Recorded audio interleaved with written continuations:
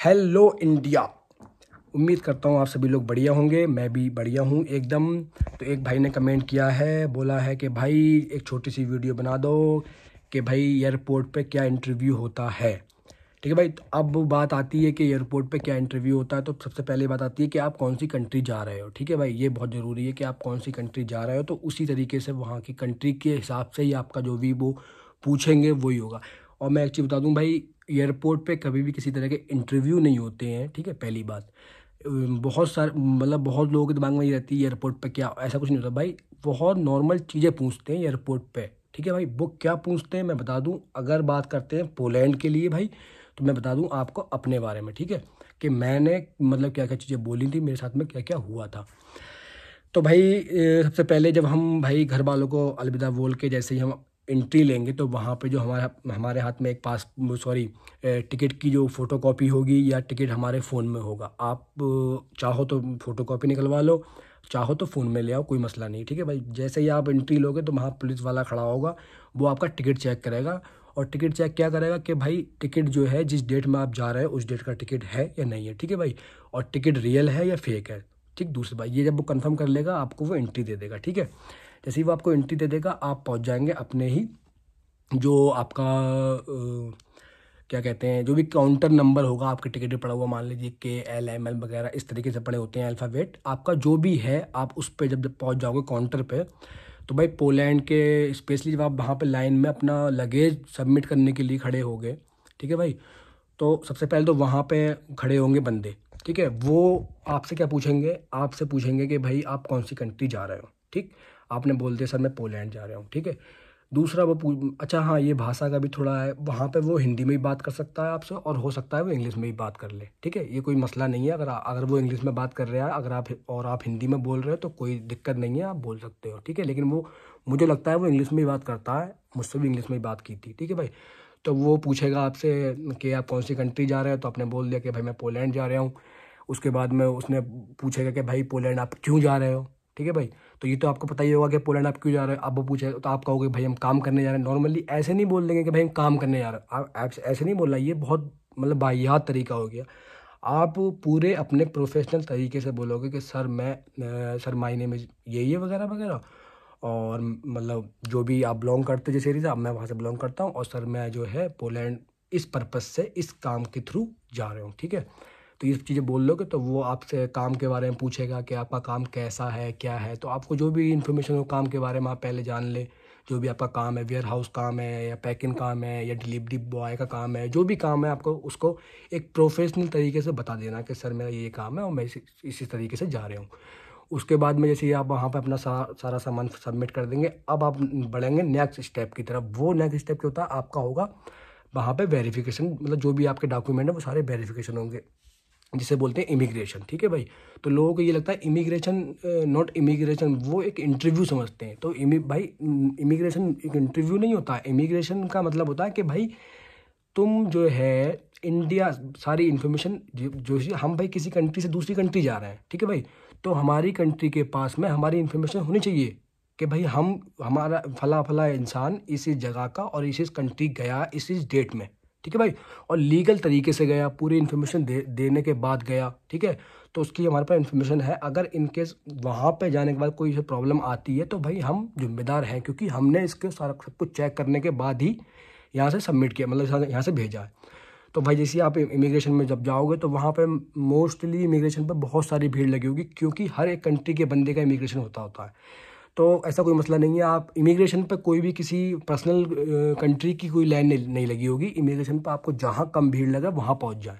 ठीक है, ये नहीं पोलैंड वालों की अलग है, UK वालों की अलग है, कनाडा वालों की अलग है, ऐसा कुछ नहीं होता भाई। सबकी जो है मतलब मिक्स लाइनें होती हैं, लोग मिक्स खड़े होते हैं। ठीक है, तो आपको जहाँ सुटेबल लगे आप वहाँ जाके खड़े हो जाएं, और जैसे ही आपका नंबर आ पहुँच जाए अपना पासपोर्ट वगैरह बाहर निकाल कर रखें, अपना वर्क परमिट, मैंने बोला ये बहुत सारी वीडियो में, हमेशा अपने पास रखें जब इंडिया से आएँ। वर्क परमिट बहुत ज़्यादा ज़रूरी है। और जैसे ही आप अपना उसको पासपोर्ट देंगे, पासपोर्ट लेने के बाद जो मुझसे चीज़ें पूछी मैं बता दूं उसी तरीके से मैं बता रहा हूँ पोलैंड के लिए। वो आपसे पूछेगा व्हाट इज़ योर नेम, आपने बोल दिया सर माय नेम इज़ ये वगैरह वगैरह। उसके बाद पूछेगा, वो पूछ सकता है आपके माता या मतलब पिता या मतलब माँ या बाप में से किसी के बारे में पूछ सकता है, what's your father name, what's your mother's name, वगैरह वगैरह। और उसके बाद में वो हो सकता है DOB आपकी जो डेट ऑफ बर्थ उसके बारे में पूछ ले, what is your date of birth. ये भी चीज़ वो कह सकता है, कोई इतना बड़ा मसला नहीं है, क्योंकि कभी कभी वो ये चीज़ क्लियर करते हैं कि ये पासपोर्ट जिस बंदे का है कि यही बंदा है, और अगर यही बंदा है तो ये बोलते टाइम कोई हेजिटेशन नहीं होगी और फटाफट बोलेगा। ठीक है, तो आप भी नॉर्मली जैसे उसने पूछा कि व्हाट्स योर फादर नेम, तो sir my father name is like ये, या उन्होंने पूछा what is your date of birth, तो तुम्हारी जो डेट ऑफ बर्थ है आपने बोल दिया नॉर्मली, सर मेरी डेट ऑफ बर्थ ये है। अगर उसने पूछ लिया कि जो है पोलैंड में आप जो जा रहे हो वो आपकी फ़्लाइट क्या है, तो ठीक है, आपकी टिकट पे आपकी फ़्लाइट पड़ी होती है। ठीक है, जैसे मेरी फ़्लाइट जो है लॉर्ड्स पॉलिश थी, तो मैंने उसको बोल दिया सर मेरी लॉर्ड्स पॉलिश है, वगैरह वगैरह। इसी तरीके से जब वो सारी चीज़ें कंफर्म कर लेगा, आपका फ़ोटो मैच करेगा, फ़ोटो मैच करने के बाद में आपको वो अथॉरिटी दे देगा और आपकी एंट्री आपको मतलब जो है आगे के लिए ऑप्शन दे देगा, निकाल देगा, मतलब मतलब कोई अगर प्रॉब्लम नहीं आती तो आपको वो आगे बढ़ा देगा।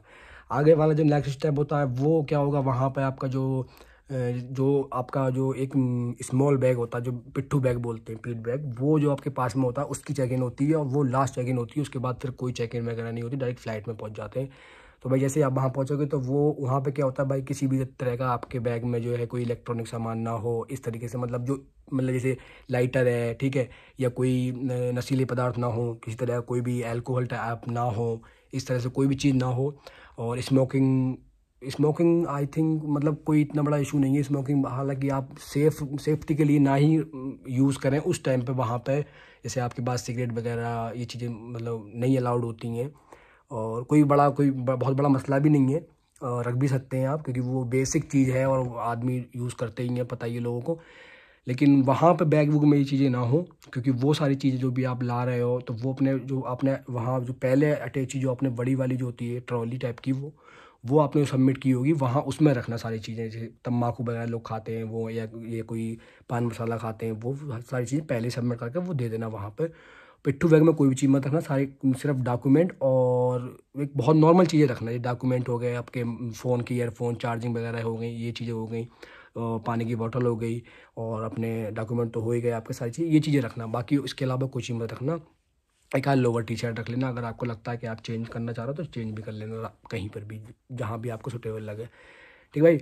और ये चैन है वैन है लोहे की या सोने गोल्ड की चैन वगैरह, ये सब सारी चीज़ें वहाँ पर उतारी जाएंगी और वो सब चीज़ चेक करेंगे, और आपको एक जो है मशीन में के थ्रू गुजरना होगा, कि ताकि आपके बॉडी के अंदर कोई ऐसी कोई पार्ट्स तो नहीं है जो प्लेन में कोई दुर्घटना हो जाए जिसकी वजह से। तो वो सारी चीज़ें जब आप मशीन में से निकलोगे तो वो, अगर आप बिल्कुल मतलब फ्री हो, कुछ भी आपके पास नहीं, तो अब वो कोई भी वॉयलेंस नहीं करेगी, कोई भी आवाज़ नहीं करेगी। अगर आपके पास कोई चीज़ भी होगी तो वो आवाज़ कर जाएगी, फिर वो आपको रोक लेंगे, फिर दोबारा आपकी चेक इन होगी। और अगर चेक इन के दौरान कोई भी अगर ऐसी वैसी चीज़ पाएगी तो भाई वो हो सकता है आपको लौटा भी दे। ठीक है, तो इसलिए वहाँ से वहाँ तक चीज़ों का ध्यान रखें, कोई ऐसी चीज़ ना हो जिसकी वजह से आपके यार आने में मतलब इतने सारा पैसा खर्च करने के बाद फाइनली आपको वीज़ा मिला, वीज़े के बाद कोई टिकट हुई और डेट आई, सारा फैमिली से दूर होने के बाद आप सारी चीज़ें फेस करने के बाद निकल रहे हो, और एक छोटी सी मिस्टेक के लिए उन्होंने मान लीजिए 5 दिन 10 दिन या आपको होल्ड कर दिया, रोक दिया, तो यार ये चीज़ अच्छी नहीं है। तो इसलिए भाई सब चीज़ों का ध्यान रखें, सेफ्टी रखें। और उसके बाद जैसे आप वहाँ से क्रॉस होने के बाद में फिर आप अंदर एंट्री ले लोगे जहाँ पे आपकी फ़्लाइटें लगी होंगी। ठीक है भाई, आपकी फ़्लाइट का जो है नंबर जो है लॉर्ड्स पॉइंट पड़ा होगा, कितने ट्रैक पे है वो आपके टिकट पे पड़ा होगा। और कोशिश ये करें कि ज़्यादा स्मार्ट ना बने, अगर आपको कोई चीज़ कंफर्म नहीं है तो भाई किसी भी वहाँ से बंदे घूमने वाले होंगे, किसी से भी कंफर्म कर लेंगे भाई, या जो भी आपकी फ़्लाइट है, एयरलाइंस है, लॉर्ड पॉलिस है, वगैरह वगैरह, कि भाई वो कौन सी ट्रैक पे किस जगह खड़ी हुई है। ठीक है भाई। और सबसे पहली बात तो भाई हर फ्लाइट का जो टाइम होता है, तो भाई वो क्या होता है कि वो जो स्पीकर लगे होते हैं उनमें हमेशा ही बोलते रहते हैं कि जो है कनाडा के लिए फ़्लाइट इतनी देर में निकलने वाली है। ठीक है, दोनों भाषा में बोलते हैं कि यूके के लिए इतनी देर में, कि अमेरिका के लिए इतनी देर में, वगैरह वगैरह सब तरह के वो बोलते रहते हैं। ठीक है, और टाइम से पहले ही पहुंच जाएं, आधा एक घंटा बेहतर है, घूमा फिरी ज़्यादा ना करें, क्योंकि हम पहली बार जब मोस्टली लोग पहली पहली बार एंट्री करते हैं तो वो देखते हैं सबके और ये अलग ही दुनिया है। तो हमने भी ऐसे ही, हमारे संग में भी ऐसे ही हुआ था, हम भी बहुत घूम घूम रहे थे, हम लेट पहुँचे थे, मसला हो गया था। कभी बात करूंगा इस टॉपिक पे कि मेरी जर्नी कैसी थी, मैं किस तरीके से आया था और क्या हुआ था। खैर, तो टाइम से पहुँचें, क्योंकि टाइम से पहुँचने में यार मैं मानता हूँ कि कोई भी चीज़ हो टाइम से हो तो बेहतर है। तो भाई ये जो भी आप इंटरव्यू दिमाग में पाले हुए थे, तो भाई ये इंटरव्यू मैंने बता दिया आपको, ये इंटरव्यू होता है, बेसिक चीज़ें पूछी जाती हैं, कोई इंटरव्यू नहीं होता है, इमिग्रेशन होता है, ठीक है भाई। और उम्मीद करता हूँ भाई, हाँ एक चीज़ बता दूँ, इसमें क्या होता है कि भाई डिपेंड यार कंट्री पे करता है, कि ये नहीं कि मैंने पोलैंड के बारे में बताया है, अब भाई बंदा यहाँ यूके के लिए जा रहा है, तो भाई यूके में मोस्टली क्या होता है कि लोग स्टडी करने जाते हैं भाई, स्टूडेंट की जो इमिग्रेशन होती है वो अलग तरीके की होती है, वहाँ पे बहुत सारे क्वेश्चन और आंसर किए जाते हैं, ठीक है भाई। और वैसे अगर कनाडा जा रहा है बंदा स्टडी करने के, तो वहाँ पे भी भाई अलग तरीके से सवाल क्वेश्चन पूछे जाते हैं, तो उसका अलग लेवल, अलग अलग तरीका, अलग चीज़ है, ठीक है भाई। पोलैंड में नॉर्मल है, कोई आप काम करने आ रहा है, नॉर्मल चीज़ें पूछी जाएंगी, कोई मसला नहीं, ठीक है भाई। इंटरव्यू समझ में आ गया होगा, ठीक है भाई। मिलते हैं अगली वीडियो में, उम्मीद करता हूँ समझ में आया होगा, ठीक है भाई। अल्लाह हाफिज़, दुआओं में याद रखें, मिलते हैं अगली वीडियो में।